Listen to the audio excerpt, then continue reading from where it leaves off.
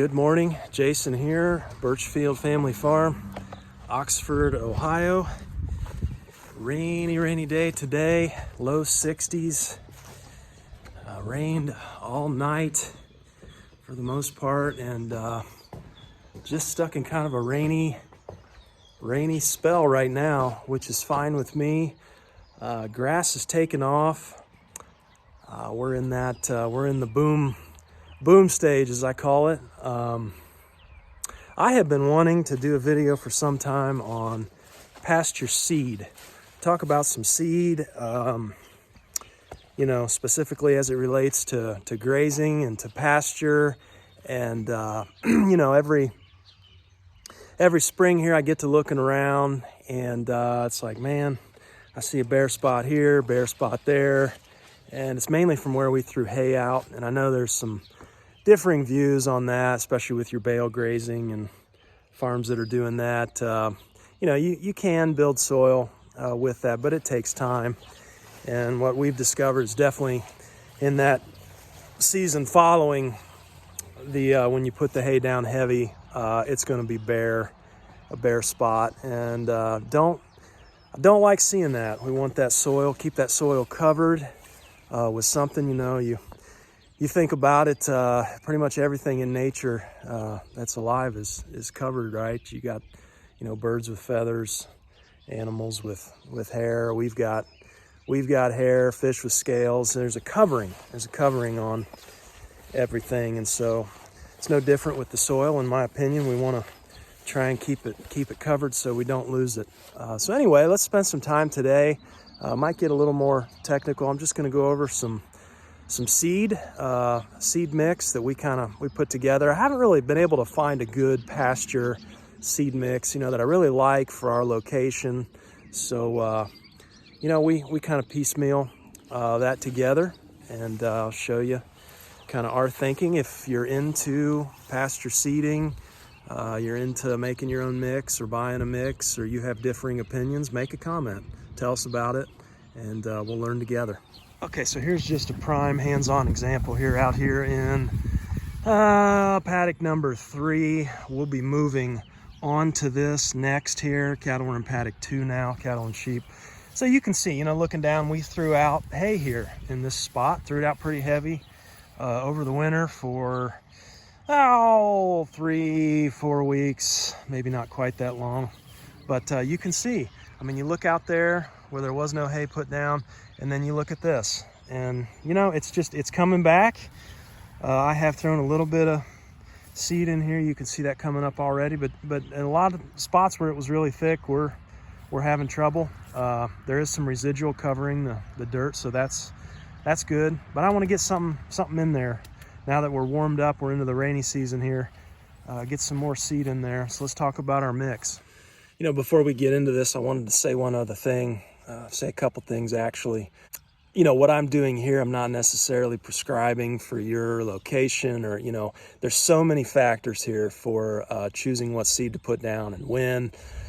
Obviously you've got farm goals, your location, soil condition, different animals and animal types, what they thrive on and what they don't. So take this with a grain of salt. This is what we do here. Hopefully it helps somebody. You can learn something from it. But I like what Dale Strickler has to say over at Green Cover Crops, Green Cover Seed.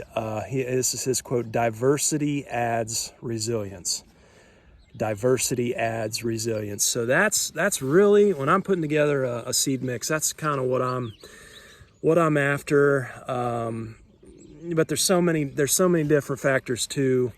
In terms of what seeds you can choose, even annuals, perennials, brassicas, legumes, grasses, you name it. So we'll get into all that here, but what I want to say up front is, biodiversity in pastures and a biodiversity then in your seed mix can really, in my opinion, increase your odds of having a successful grazing season. So you want that diversity in there.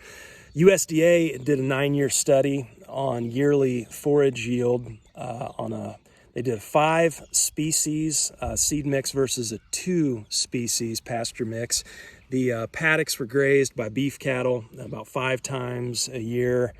And interestingly enough, the 5 species mix produced 31% more forage than the 2 species mix over that 9-year trial.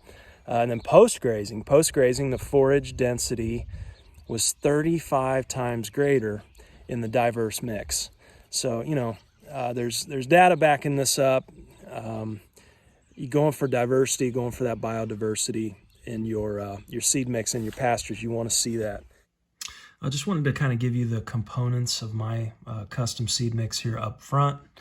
Oats, Nitro, graze, Alfalfa, triticale, Kentucky 32 fescue, Forage Pea, Clover, Cerisia Lespedeza, red mammoth fodder beet, and sweet drip sorghum. I'll go through each one of these. I should note though, we're not doing large amounts of acreage with this. This is primarily just for our bare spots in the pasture.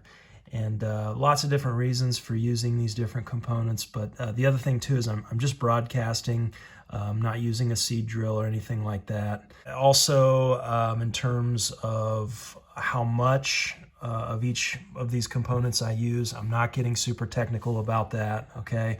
I like to focus in on the Nitro Graze Alfalfa and the Kentucky 32 fescue, followed by some Clover, and then fill in these other components based on that for just a broadcast mix here. I like to mix annuals and perennials, and again, doing that for that diversity reason, several reasons for this, but really kind of leads me into that first component that I like to put in the seed mix, which is oats. Oats are an annual, and they're going to be great for bare soil. So when I've got spots out here that are bare, I'm looking to have some oats in the mix, especially if we got those spots on hills or in valleys where we've got a lot of runoff or water or whatnot. I'm doing that because oats, especially in conditions like this, 5 days and those oats are up. So those oats are going to kind of put the roots down, hold that soil in place, and just kind of cover that bare soil until you get some other seeds that germinate and your other species in the mix start to come up. So put some oats down. I put the oats down just to kind of get going in that bare dirt. My next component in the mix is going to be alfalfa. And alfalfa is a perennial legume. It produces nitrogen. Alfalfa is kind of your one of the kings of the grazing world, right, in terms of pasture seed and a mix. Very expensive, but there's a reason it's so highly valued. Alfalfa fixes more nitrogen than any legume crop. Can fix as much as 300 pounds an acre per year. And then it uses that nitrogen to make protein. And we know, protein in the animal world is, to me, it's currency. I mean, that's what you're after. So with our mix here, I like to put in something called Nitro Graze Alfalfa. That Nitro Graze Alfalfa, it has a recessed crown, so it's going to be more tolerant of hoof traffic, going to hold up better in a grazing type of setting. Difference between this alfalfa and just regular is that crown is going to be below ground, so you're going to have increased tolerance for grazing. This alfalfa, generally speaking, will not hold up in a continuously grazed application. Moderately cold hardy with that recessed crown, so I'm hoping it continues to produce into the fall, and it actually hopefully doesn't winter kill. But, some challenges to alfalfa. I would not come out here and seed an entire paddock in alfalfa, even with rotationally grazing, just because of bloat. So, but, you rotationally grazing, and having it in a mix, not just by itself, you're going to minimize that risk. Next component of my mix I like to use is triticale. And triticale is a cross between winter wheat and rye, and kind of the advantage to triticale is the forage production is going to be higher than wheat, but the nutrition is going to be greater than rye. So it's also quite a bit more durable than wheat when grazed. But rye has a much earlier maturity than triticale. Rye heads out early, so you really got to stay on top of it, because if that rye heads out, the cattle really are not gonna go after it. And usually that rye comes on early, heads out in May if you don't touch it. So triticale, it's gonna just give you a longer period where you can, get to it in the grazing rotation. But I like to mix a little triticale in there as well. The next component is fescue, tall fescue.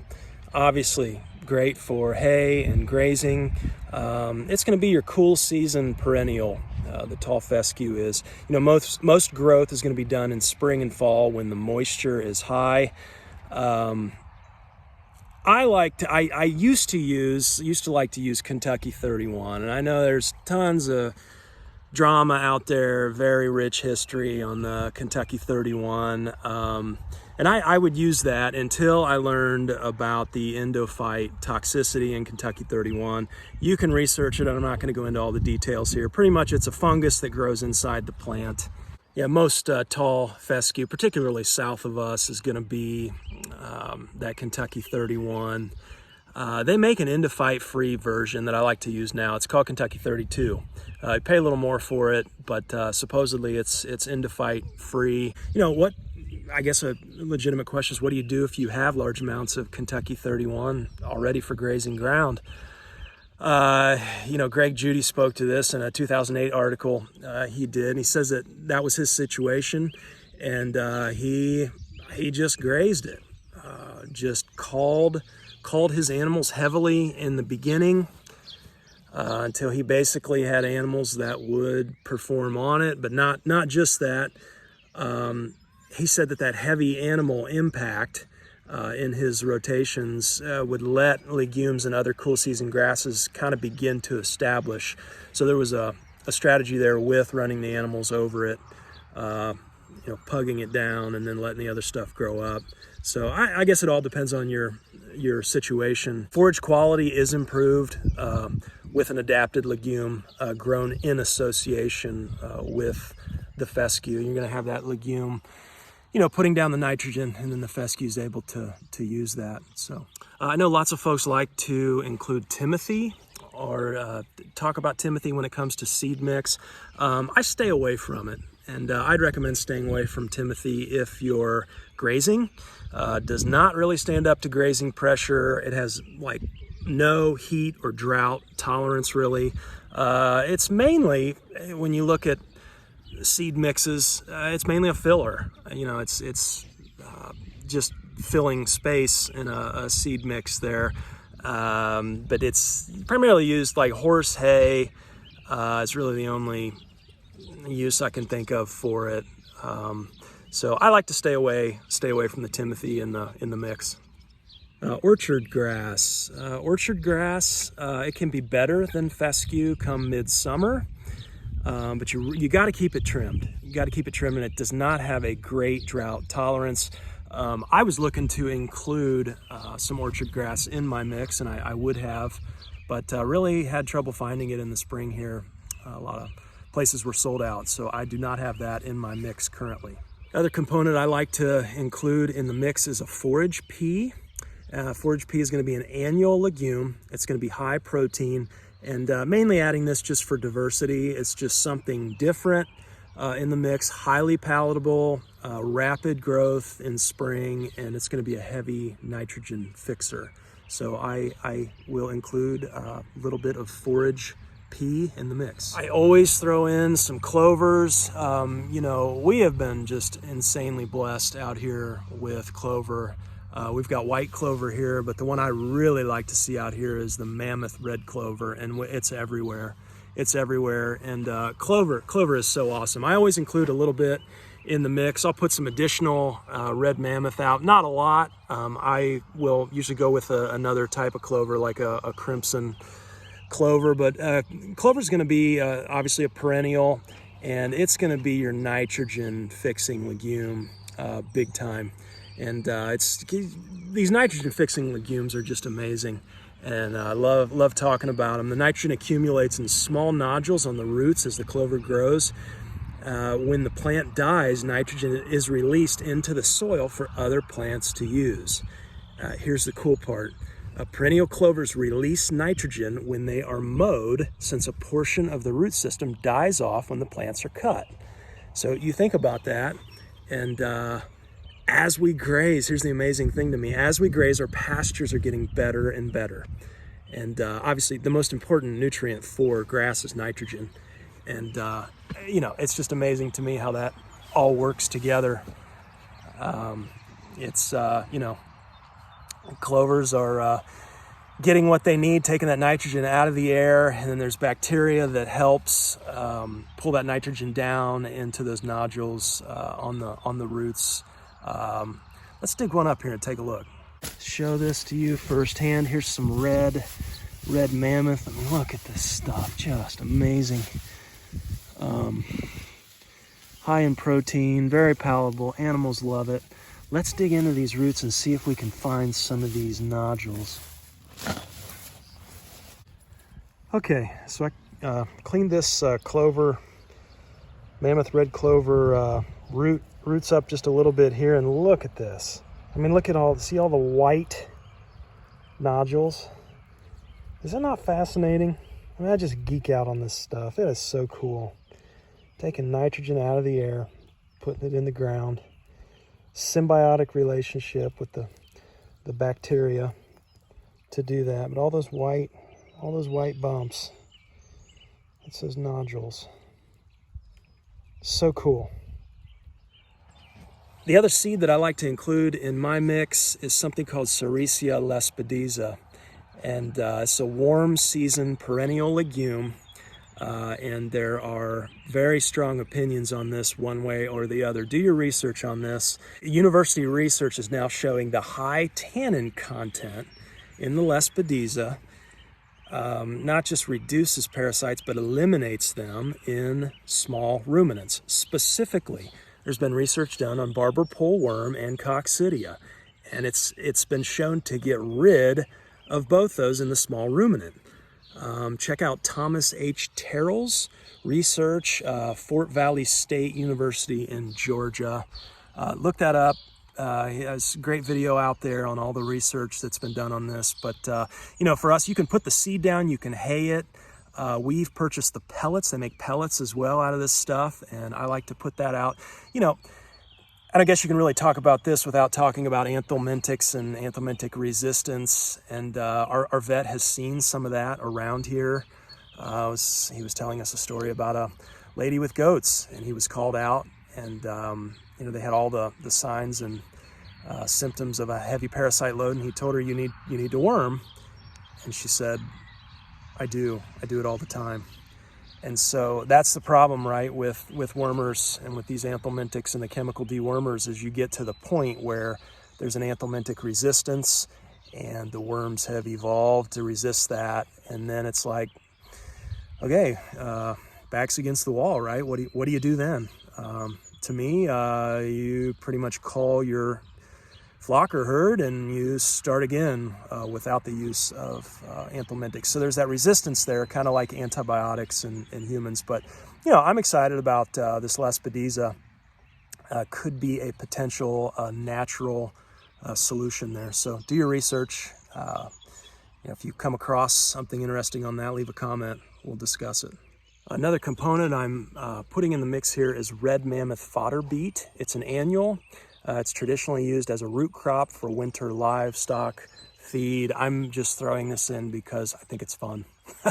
I'm intrigued by it. It grows huge. Really, a better application would be to put this in a separate area by itself and not graze it all year, and harvest the fodder beets and use those for winter livestock feed. I'm throwing it in the mix because diversity and because I have extra seed, and I'm just curious to see how it does here, and keep you posted on that. Probably not going to get a great yield on that. It's supposed to be planted in the soil a couple inches deep, and obviously I'm just broadcasting. So, and then the last component to my seed mix here is going to be a sweet drip sorghum. It's an annual, similar to corn, but way more drought tolerant. It's going to come on, really continue to thrive through the hot part of the summer and can give an additional boost kind of when your cool season grasses are starting to kind of not produce. This can come on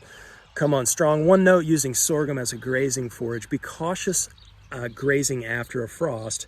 Michigan State University says that prussic acid concentration in sorghum that's partially killed by frost, is unpredictable, and grazing should be avoided. So something with the wilting of the leaves and that prussic acid, I'm not gonna mix it in much, but we have some seed that we saved, and I do kind of want to put a little bit of this out just to see how it does under grazing. Prussic acid, interestingly enough, is also called hydrocyanic acid, otherwise known as cyanide. Cyanide gas dissipates during hay and silage curing phase, so it is safe for storing in that regard. But it's only when the plant wilts that you have the initial toxic cyanide gas. So just be aware of that in the fall if you get a frost and you're gonna put down a lot of sorghum.